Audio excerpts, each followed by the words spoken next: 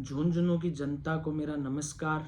खास करके झुंझुनू के उस किसान को जो 30 साल से यमुना के पानी की आस में अपनी सूखी धरती को रोज निहारता है और सोचता है काश वो दिन भी आएगा जब मेरे खेत में भी यमुना का पानी आएगा और मेरी फसल लहलाएगी।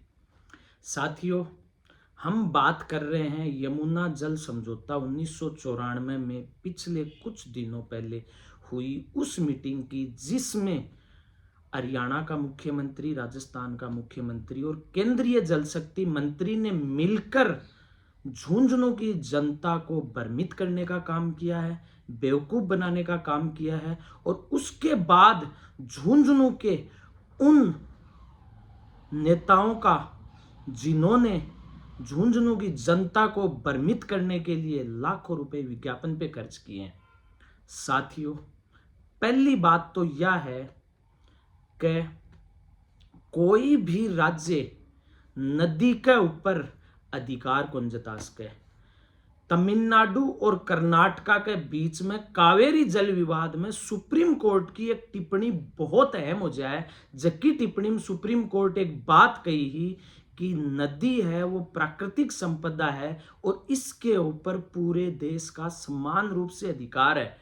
माननीय सुप्रीम कोर्ट ने अर्मन डॉक्ट्रिन और प्राकृतिक बहाव के सिद्धांत को भी खारिज किया, जिस सिद्धांत के अनुसार नदी का पानी उसका है जहां से नदी प्राकृतिक रूप से बह के जाती है। इस सिद्धांत को भी माननीय न्यायालय ने खारिज किया और माननीय न्यायालय ने कहा कि जल विवाद है वो प्राकृतिक बहाव के सिद्धांत को नकारता है और न्याय संगत बंटवारे के सिद्धांत पर जोर देता है। न्याय संगत बंटवारे का सिद्धांत था कि पानी उसको मिले जिसको पानी की जरूरत है। क्यों? क्योंकि ये देश की प्राकृतिक संपदा है और इस पे सबका अधिकार है। 2 नंबर बात, किसी भी राज्य को, किसी भी राज्य के लिए किसी भी नदी का पानी तय करने का अधिकार नहीं है। अनुच्छेद 262 के अनुसार संसद है वो अंतरराज्यीय नदी जल विवाद में कानून बना सकता है और भारत के माननीय राष्ट्रपति अनुच्छेद 262 के तहत अंतरराज्यीय जल विवाद पे न्यायाधिकरण यानी अथॉरिटी बना सकते हैं। इसके अलावा किसी भी राज्य के मुख्यमंत्री और किसी भी नेता को यह अधिकार ही नहीं है कि वो किसी के लिए पानी तय करे। अब आप मोटा मोटी बात करा जब कानून और सुप्रीम कोर्ट दोनों ही हरियाणा ने यो अधिकार कौन दी कि राजस्थान और झुंझुनू को पानी तय कर सके, तो फिर इन खट्टर ने यो अधिकार कण दियो जो को झुंझुनू के पानी की कैपेसिटी तय करेगो।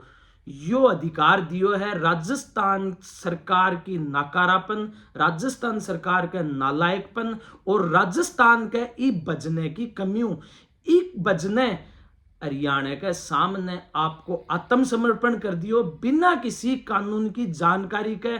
कानून के हिसाबों यमुना जल समझौता 1994 के बाद 1997 में जो अपर यमुना रिवर बोर्ड की स्थापना हुई थी वो तय करता कि किस स्टेट को कितना पानी मिलना है और उसने तय किया भी। उसने तय किया कि झुंझुनू जिले और सादुलपुर को 1917 क्यूसेक पानी मिलेगा जो सबसे पहले सिंचाई में यूज होगा और उसके बाद पीने के लिए पानी का यूज किया जाएगा। लेकिन उस समय की परिस्थितियों के हिसाब से झुंझुनू चूरू के अंदर गंभीर पीने की पानी की समस्या थी, इसलिए उसके अंदर पीने के पानी का क्लॉज जोड़ा गया। लेकिन आज की अगर परिस्थिति देखें तो पूरे झुंझुनू जिले के अंदर में कुंभाराम लिफ्ट कैनाल की पाइपलाइन डल रही है, अधिकांश जगह पीने का पानी आ भी चुका है।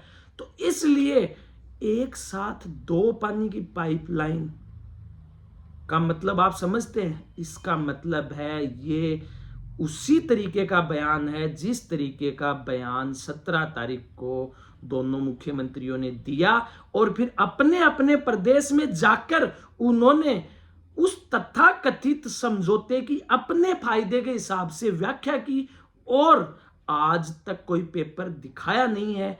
इसलिए ये आखिरी और अंतिम लड़ाई होगी इस पानी के लिए। अगर आज हम लोग इस लड़ाई को लड़ने में नाकाम रहे तो झुंझुनू का किसान जो 30 साल से अपने प्यासे खेत को देख रहा है ना, वो देखता ही रहेगा, उसको पानी नहीं मिलेगा और झुंझुनू की जनता के पास पलायन के सिवा कोई दूसरा रास्ता नहीं बचेगा। इसलिए साथियों, उस किसान के मर्म को समझो, उस किसान के खेत की प्यास को समझो और समझो अपने झुंझुनू के संघर्षों को, और अपने घरों से बाहर निकलकर कल झुंझुनू के नवलगढ़ में जो ये भजना भजन करने आ रहा है, इसके भजनों को बंद करने का काम करें और इसको बता दें कि झुंझुनू की जनता को अपना पानी लेना आता है और देश के संविधान के हिसाब से जो कानून बने हुए हैं उसके हिसाब से भी झुंझुनू को पानी मिलना चाहिए। फिर तू होता कौन है झुंझुनू का पानी तय करने वाला? तू होता कौन है झुंझुनू के पानी को हरियाणा के मुख्यमंत्री के पैरों में रख के आने वाला? झुंझुनू की जनता तुम्हारा इलाज कर देगी। अब आओ, घरों से बाहर निकलो और कल इस भजनलाल को ये बताने का काम करो कि झुंझुनू की जनता अपना पानी लेना जानती है। धन्यवाद साथियों।